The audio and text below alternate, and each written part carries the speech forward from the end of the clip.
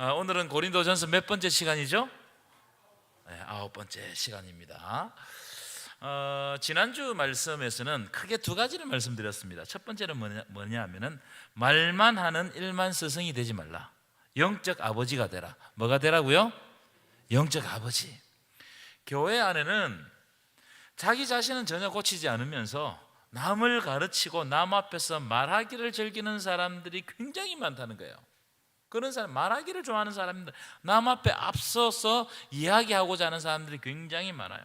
하지만 진짜 영혼을 사랑하며 그 영혼을 자기 몸같이 양육하는 아버지, 영적인 아버지는 없더라는 거예요. 영적인 아버지가 없더라.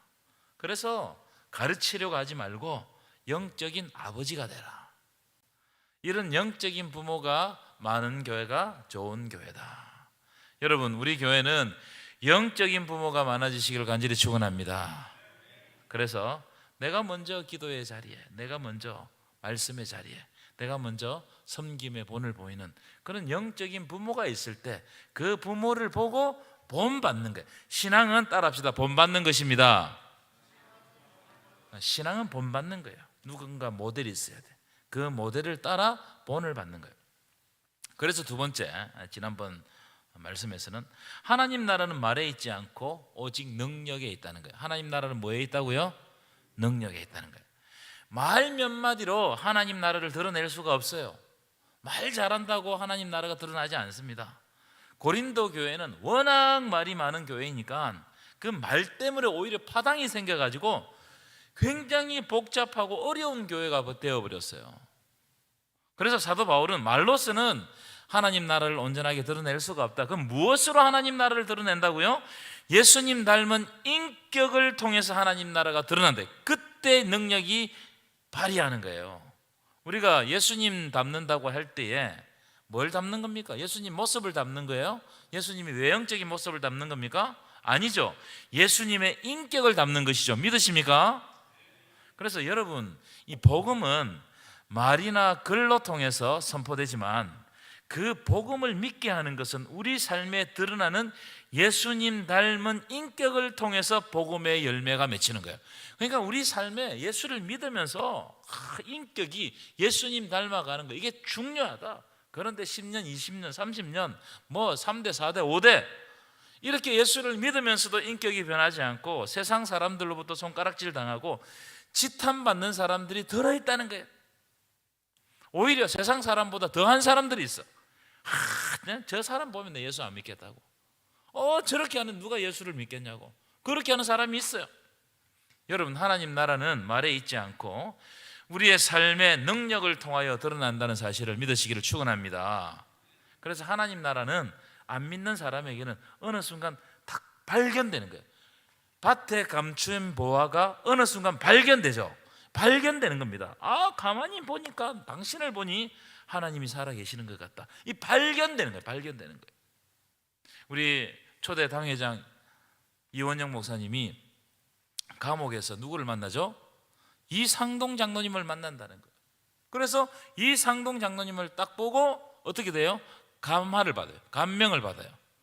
하나님 나라가 발견된 거예요. 어떤 사람을 통해서 발견된 거예요. 그래서 개종을 하고 신학을 하고 목사님이 되시고 계속해서 독립운동을 하셨던 거예요. 자기가 가치 있다고 생각하는 거, 이런 것들이 하나님 나라가 발견되는 순간 모든 것을 다 내려놓고 하나님 나라 위에서 사는 거예요. 이게 발견된단 말이에요. 이게 바로 능력입니다. 마치 사도 바울의 모습을 보고 디모데와 디도가 목숨을 걸고 따라가잖아요. 끝까지.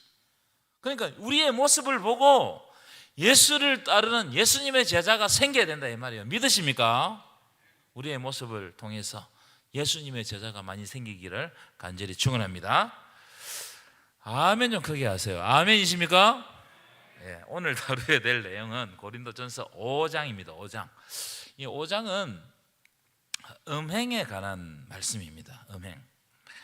이 바울이 이 고린도전서를 쓰면서 5장 전체를 음행이라는 주제로 글을 썼어요. 5장 전체를. 그러니까 5장 전체를 음행이라는 주제로 글을 썼다는 것은 이 고린도 안에 이 음행의 문제가 심각했단 말입니까? 심각하지 않았단 말입니까? 굉장히 심각했단 말이에요. 굉장히.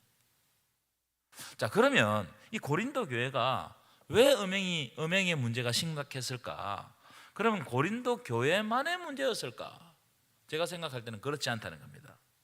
이 고린도 도시의 문화적인 영향이 컸을 것으로 생각합니다. 한번 지도를 보시면 예전에 제가 고린도 전설을 시작할 때 보여드렸던 지도인데, 이 고린도가 여기 있지 않습니까? 그죠? 여기 고린도인데, 여기 어디 위치냐면 이 옆에가 터키, 옛날에 소아시아입니다. 이 옆에가. 이쪽으로 가면은 로마예요. 그러니까 아시아에서 오는, 페르시아부터 아시아에서 오는 모든 물류가 어디에 쉬어가느냐? 이 고린도에서 쉬어가는 겁니다. 또 이 로마에서, 제국에서 오는 모든 것들이 이쪽 이 바다로 해가지고 이렇게 여기서 쉬어가는 거예요. 그러니까 이 아주 중요한 항구입니다. 그러니까 아시아로 가는 길목에도 아주 교통의 요충지고, 또 로마로 가는 길목에도 교통의 요충지입니다. 지금은 이렇게 되어 있어요. 지금 운하가 생겨가지고 금방 갑니다. 이 고린도 운하가 생겨가지고 편리하게 통과해요. 그 당시 운하가 없었기 때문에 지도를 다시 보시면 여기서 오는 배들 있죠. 그럼 이 돌아가야 되죠. 이만큼 이렇게 돌아가야 되잖아요. 그죠? 그러니까 어떻게 하느냐? 이 배를 갖다가 쉬고 산을 넘어가는 거예요. 산을 넘어서 이렇게 갑니다. 그러니까 빠르겠죠. 그럼 여기서 오는 배들도 이렇게 돌아가면 얼마나 힘들겠습니까? 그러니까 이쪽으로 가가지고 여기서 정박시키고 산을 넘어서 이렇게 하는 거예요. 그러니까 이 도시에 유동 인구가 많겠어요, 적겠어요? 어마어마한 겁니다. 그 유동 인구가 많으면 뭐가 발달하죠? 숙박업이 발달한단 말이에요. 숙박업이. 그렇죠? 숙박업이 발달하니까는 태폐 문화도 함께 발달했어요. 이 고린도 이 도시 전체가 그런 문화였습니다. 여러분, 세계 어디든지 항구 도시나 역전 앞에 가면은 태폐 영업을 해요, 안 해요? 세계 어디든지 다 마찬가지입니다. 유흥업소들이 절비합니다. 거기다가 한번 보십시오. 보시는 것처럼 이 고린도 아크로폴리스, 이 고대 도시들에는 아크로폴리스가 있습니다. 산 위에다가 신들의 신전을 다 모아놓은 도시를 아크로폴리스라고 그래요. 이 아크로폴리스에는 거대한 아프로디테 신전이 있습니다. 지금 아프로디테 신전, 저게 뼈대만 남아 있는 건데, 이 신전에 종교 창녀가 무려 1000명이나 있었던 1000명. 좀 놀래보세요. 잠도 깰게요. 대단하지 않습니까? 저 신전에. 이 무슨 말이냐? 도시 전체가 음란한 거예요. 도시 전체가. 그래서 이 헬라어로 고린도스럽다 이런 말이 있어요. 고린도스럽다 또는 고린도화되다 이런 말이 있는데, 이건 어떤 의미를 가지고 있는 말이냐면은 성적으로 부정하다 이 뜻을 가지고 있어요. 이 고린도스럽다 이 말이 성적으로 부정을 행하다 이런 뜻입니다. 그러니까 고린도 사람이라고 생각하면 성적으로 아주 부정한 사람으로 치부한다는 거예요. 그만큼 도시 자체가 타락해 있는 도시였어요. 자, 이런 도시 문화 속에 교회가 있는 거예요. 여러분, 교회가 이런 도시에 있으면 교회가 세상으로부터 영향을 받겠어요, 안 받겠어요? 받겠어요, 안 받겠어요? 당연히 받죠. 받을 수밖에 없는 거예요.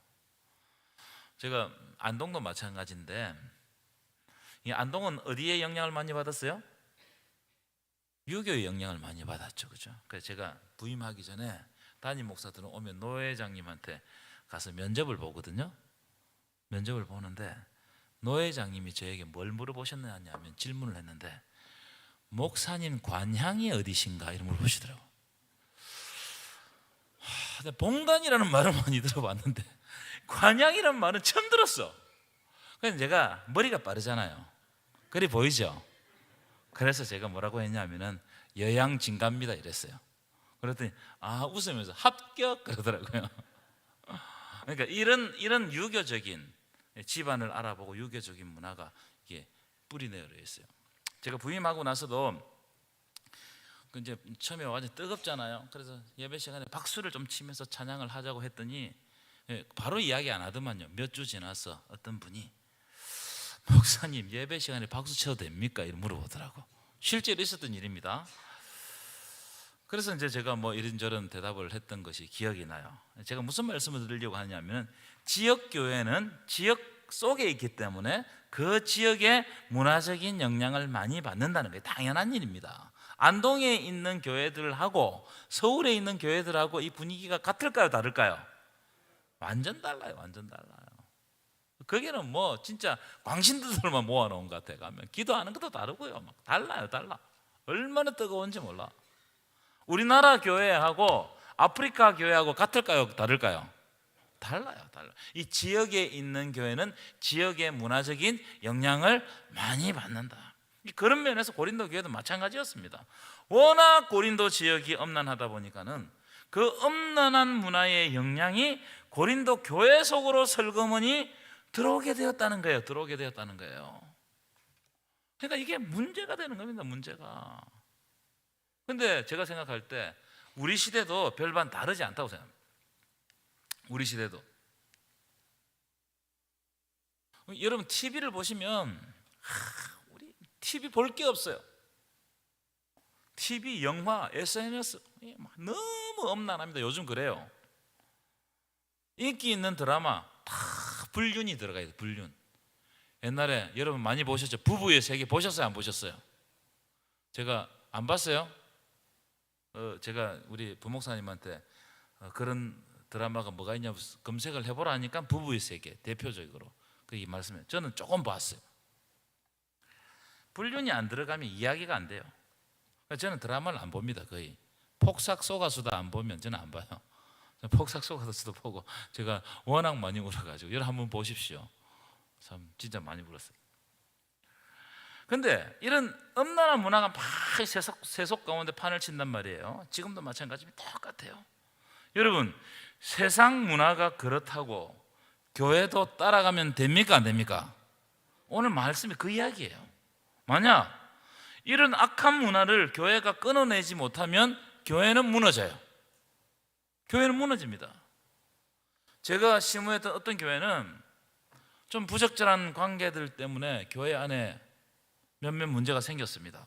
근데 이게 그 교회 분위기가요, 한번 그런 분위기를 탁 타니까 한 번 생기고 마는 게 아니고 계속해서 생기는 게 그런 장면들이. 그 왜 그러느냐? 교회의 구성원들이 이걸 단호하게 끊어내지 못하니까 그런 엄난한 문제가 교회 속에 자꾸 문제를 일으킵니다. 그렇기 때문에 우리가 조심하고 또 조심해야 돼요. 한번 따라합시다. 조심하고 또 조심합시다. 진짜 조심해야 돼요. 교회 안에서. 자, 그런 관점으로 오늘 본문을 보시는 거예요. 본문 5장 1절입니다. 5장 1절 시작. 너희 중에 심지어 음행이 있다 함을 들으니 그런 음행은 이방인 중에서도 없는 것이라. 누가 그 아버지의 아내를 취하였다 하는도다. 여러분 여기 음행이란 말은 헬라어로 포로네이아라는 말이에요. 포로네이아. 이 포로네이아가 영어로 이제 번역하면 포르노가 됩니다. 이 포르노라는 말이 이 말에서 온 거예요. 쏙 떠서 뭐냐면 부적절한 성관계, 혼인관계에서 이루어지는 성관계가 아니고 혼인관계 밖에서 일어나는 성관계를 이야기하는 거예요. 그런데 고린도 교회는 이런 문제도 있는데, 이런 문제가 또 있는데 더 심각한 문제가, 아주 심각한 문제가 있는데 그게 뭐냐면 아들이 아버지의 아내를 취했다는 거예요. 야, 이게 여러분, 이게 얼마나 심각한 문제입니까? 이게 무슨 말이냐? 아들이 아버지의 첩을 취하는 일이 생겼다 이 말이에요. 교회 안에서. 여러분 이게 얼마나 가정스러운 일입니까? 여러분 이런 일들이 교회 밖에 알려지면 세상 사람들이 교회를 어떻게 보겠어요? 안 그렇습니까? 또 여러분, 아들이 아버지의 아내를 취하는 이런 가정한 일이 일어났다는 것은 고린도 교회 안에 이 일뿐만이 아니고 이런 비슷한 음행의 사건들이 있었단 말일까요? 없었단 말일까요? 있었단 말이에요. 이거는 사도 바울이 아주 극단적인 사례만 딱 든 거예요. 그렇다면 여러분 교회가 어떻게 되겠어요? 여러분 이런 문제, 이런 음행의 문제는 한 문제만 생겨도 교회가 시청거립니다. 그렇지 않습니까? 근데 이런 문제들이 막 우죽순 여기서 저기서 생겨서 보세요. 교회가 어떻게 되겠어요? 자, 5장 2절입니다. 시작. 그리하고도 너희가 오히려 교만하여져서 어찌하여 통한이 여기지 아니하고 그 일을 행한 자를 너희 중에서 쫓아내지 아니하느냐. 교회가 그런 문제를 철저하게 끊어내지 못했다는 겁니다. 왜냐하면 그런 문제가 한두 문제가 아니었기 때문에 아마 끊어내지 못했던 것 같아요. 여러분, 세상이 타락한다고 교회도 똑같이 타락하면 세상은 반드시 교회를 욕합니다. 세상하고 교회가 똑같은 짓을 하잖아요. 그러면 세상 지도 나쁜 짓을 하면서 교회를 더 욕합니다. 세상에 있는 악한 일들이 교회 안에 일어나잖아요. 세상이 교회를 얼마나 공격하는지 몰라요. 근데 저는 그게 당연하다고 생각해요. 그건 놀랄 필요가 없다고 생각합니다. 왜냐하면 우리는 신분이 달라요. 우리는 누구냐? 하나님의 백성이자 거룩한 백성, 천국 백성입니다. 믿으십니까? 여러분, 교회는 세상의 빛이요 소금입니다. 그래서 교회를 욕한다고 해서 발끈할 필요가 없어요. 교회는 그 사회가 희망이 있는지 없는지를 알 수 있는 지표 공동체라고 저는 붙였어요, 이름을. 교회는 뭐냐? 이 세상에 많은 공동체가 있어요. 그 많은 공동체에 희망이 있는지 없는지를 알 수 있는 지표 공동체가 교회란 말이에요.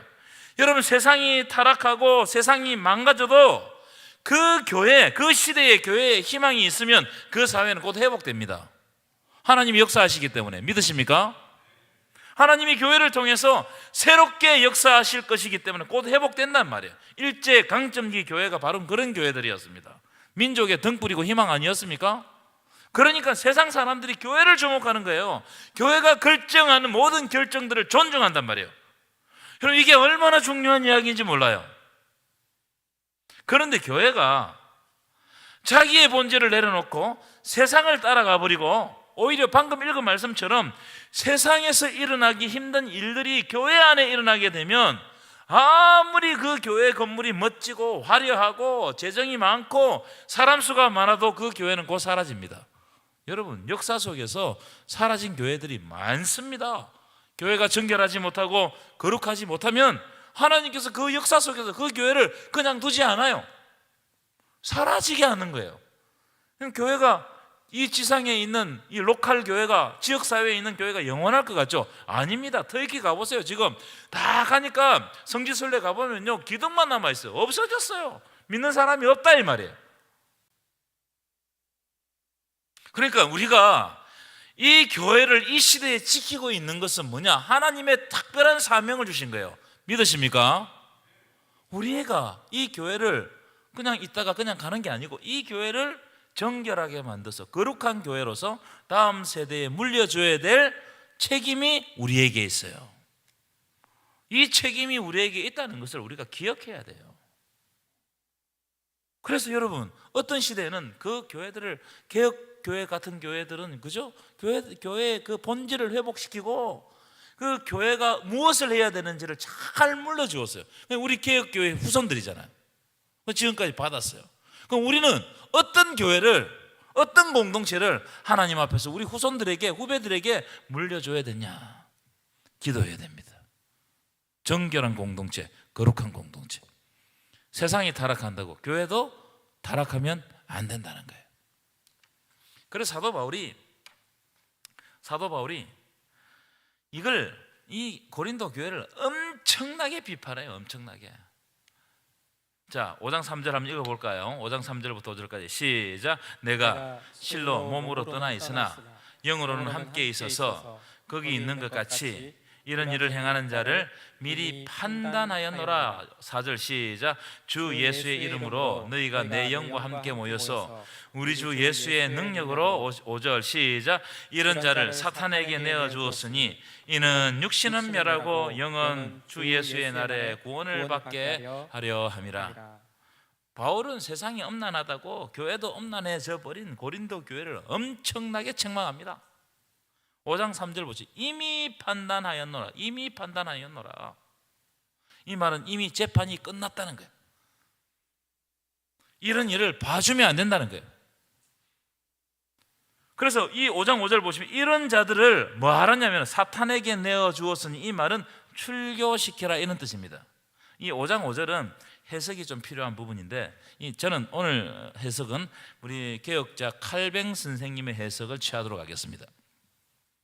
이렇게 음행을 행하는 자들을 어떻게 했냐? 사탄에게 내어주는 것처럼 출교시켜서 잠시 육체적이고 정신적인 고통을 받게 해야 된다는 거예요.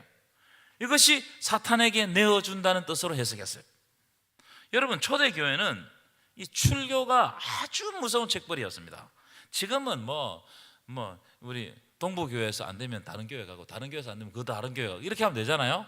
그런데 그 당시에는 교회가 지역사회 한 개밖에 없었어요. 어떤 데는 그 나라에 하나밖에 없었어요. 출교가 된다면 이것은 구원에서 탈락되는 것과 비슷한 의미를 가졌어요. 어떻게 하느냐? 예배에 참석하지 못하게 하고 특별히 성찬에 참여하지 못하게 했어요. 그러니까 이 출교를 받으면 지역사회에서 부끄러울 뿐만 아니고 자기가 구원을 받지 못한다는 이 영적 갈급함 때문에 엄청난 고통을 당하는 거예요. 제가 어릴 때만 해도 출교받았던 사람은 교단을 무시하고 어디 못 갔습니다. 소문 다 났어요. 저 사람 무슨 짓에서 출교받았다고. 그럼 어디 못 갑니다. 그 교회에 돌아와야 돼. 그 교회에 회개하고 돌아와야 돼. 그런 경우입니다. 그 나라에 그 로마에 고린도에 교회 하나밖에 없거든요. 그 넓은 지역에. 그 사람이 구원을 받으려면 어떻게 해야 되겠습니까? 다시 자기 자신을 정결하게 하고 회개하고 하나님 앞에 돌아와야 되는 거예요. 그래서 여러분 이렇게 그런 말씀을 하는 겁니다. 이는 육신으로 멸하고, 육신은 고통을 받지만 영은, 이 고통을 통해 가지고 영은 주 예수의 날에 구원을 받게 하기 위해서 지금 당장 이런 자들을 쫓아내라는 겁니다. 여러분, 교회가 거룩성을 상실하면 길에 밟힐 뿐이에요. 소금이 맛을 잃으면 길에 밟힌다고 말씀하고 있죠. 똑같습니다. 그리스도인도 맛을 잃으면 사람들이 예수 믿는 사람 취급을 안 합니다. 그러니까 우리가 이 복음의 맛을 가지고 있어야 돼요. 첫 번째, 거룩해야 됩니다. 세상 사람들처럼 똑같이 살아서는 안 된다는 거예요. 그 사람이 볼 때 저 사람은 예수 믿는 사람이기 때문에 정직하다, 저 사람은 예수 믿는 사람이기 때문에 뭔가 내가 믿을 만하다, 이런 맛이 있어야 돼요. 맛이 사라지는 순간 사람들이 안 봐요. 여러분 가가지고 아무리 전도해보세요. 전도가 되나? 네가 믿는 하나님 내가 안 믿겠다고 말이야. 그래 하지 않겠어요? 그러니까 내 말이 능력이 있어야 돼. 안 믿는 사람에게 내가 어떤 말을 했을 때 당신은 하나님이 믿으니까 거짓말 하지 않겠지. 그 당신을 믿는 거예요. 이런 믿음을 줘야 되는 거예요. 이게 우리 시대에 우리가 살아가야 될 삶의 인격이란 말이에요. 인격. 근데 막 싸운다고 함께 싸워버리고 욕한다고 함께 욕해버리고 똑같은 방법으로. 제가 예전에 교회에 있을 사택에 있는데 그분이 주차를 이제 빌라 같은 아파트였어요. 그러니까 이제 아파트 주차장이 이제 협소하기 때문에 다 이제 한 차가 안에 들어가면 다 이중 주차 시키면 밖에서 빼주고 이래야 되는 겁니다. 그런데 이분은 특이하게 안에 자리가 비어 있는데 안쪽부터 채우지 않고 바깥에 대놓고 빼주지도 않고 차도 안 빼주고 그래요. 그래서 내가 그러지 말아야 되는데 나도 한번 그래버렸어. 너무 화가 나가지고 그 사람이 한 것처럼 똑같이 했어. 근데 목사인 줄 알았어요. 내가 얼마나 부끄러웠는지 몰라요. 저도 성질을 내긴 했는데 부끄러웠어요. 그 다음에 이걸 어떻게 수습하지? 여러분 그 사람이 그렇게 한다고 나도 똑같이 하면 맛을 잃는 거예요. 맛을 길에 밟히는 거예요. 분당 우리 교회 이찬수 목사님 간증을 들어보니까는 이찬수 목사님 저기 교육전사 때 차 운전하다가 막 싸웠대요. 그리고 경찰서까지 갔답니다. 경찰서까지 가서 직업을 까니까 자기는 전도사고 저는 선교사더래요. 맛을 잃어버린 맛을. 여러분 요즘 교회가 맛을 잃었어요. 맛을 잃으니까 예전에는 영적인 의미가 있었습니다. 우리 선교사님들 다 와가지고 언덕 위에다 다 이렇게 있잖아요. 다 교회를 지었어요. 물론 언덕 위에 지은 이유가 있습니다. 거기에는 바람이 잘 통하, 해가 잘 통하니까 이 풍토병, 전염병으로부터 좀 안전하기 위해서 언덕 위에 지었어요. 그런데 여기에 교회를 모르는 사람은 항상 언덕 위에 있는 그 세상을 동경했어요. 왜냐하면 그분들이 와가지고 자기의 있는 것을 가지고 베풀어주고 섬기고 외국인이지만 친절하게 대하기 때문에 맛이 있었어요. 맛이. 그래서 일제강점기부터 시작해서 그 전후 세대에는 나는 지금 예수를 안 믿지만 만약에 앞으로 종교를 가진다면 어떤 종교를 가지겠느냐? 1위가 기독교였어요. 여러분, 이게 우리 시대에 우리는 어떻게 살아야 되느냐? 이건 너무나 중요한 이야기 아니겠습니까? 근데 세상이 엄행한다고 교회 안에서 이런 엄행이 일들이 일어나 버리면 어디 가서 무슨 이야기를 하겠냐 이 말이에요. 교회는 그렇게 해야 됩니다. 믿으십니까? 자, 그 다음 구절도 읽어보도록 하겠습니다. 그 다음 구절, 자, 제가 읽어드릴게요. 너희가 자랑하는 것이 옳지 아니하도다. 여러분, 이렇게 가증한 짓을 저질러 놓고도 마치 무용담 늘어놓듯이 사람들에게 막 자랑하는 거예요. 내가 말이야, 예전에 말이야, 어떻게 막 이런 자랑을 한단 말이에요, 이 교회 안에서. 그래서 보십시오. 적은 누룩이 온 땅에 퍼지는 것을 알지 못하느냐? 아주 사소한 음란, 아주 사소한 잘못된 이게 그걸 방치하면 어떻게 되느냐? 빵이 조금의 누룩이 들어가면 빵이 부풀어 오르듯이 온 교회가 그렇게 된다는 거예요. 온 교회가 그렇게 되면 여러분, 하나님께 영광을 가리고 선교가 되겠습니까? 복음을 전할 수 있겠어요? 교회 사명을 감당할 수 있겠냔 말이에요. 7절 보세요. 너희는 누룩이 없는 자다. 예수 그리스도의 피로 우리를 사셨기 때문에 우리는 순결한 자다, 깨끗한 자다. 유월절 어린 양 예수께서 희생의 제물 되셔서 우리를 사셨다는 거예요. 그러니까 여러분, 우리 신분이 달라요. 믿으십니까? 우리 신분이 달라요. 그걸 8절 보십시오. 이러므로 우리가 명절을 지키되 누룩으로 말고, 악하고 악의에 찬 누룩으로 말고 누룩 없이 오직 순전함과 진실함의 떡으로 하자. 여러분, 그리스도인들은 순전하고 진실해야 돼요. 거짓이 없어야 돼요. 남 앞에서는 아주 거룩한 척하고 착한 척 다 하고 뒤에서는 막 더러운 짓을 다 하는 그런 누룩 같은 행동을 해서는 안 된다 이 말이에요. 그게 누구냐? 예수님 시대 때 바리새인 아니겠습니까? 세상 사람들 앞에서는 옷 참 말끔하게 입고 와가지고 종교인들처럼 축복해주고 막 이러는데 뒤에 가면 구려. 냄새가 많이 난단 말이에요. 여러분, 우리는 말씀이 그냥 구호로 끝나면 안 돼요. 오늘 믿습니까? 믿습니다. 아멘 하고 끝나면 안 됩니다.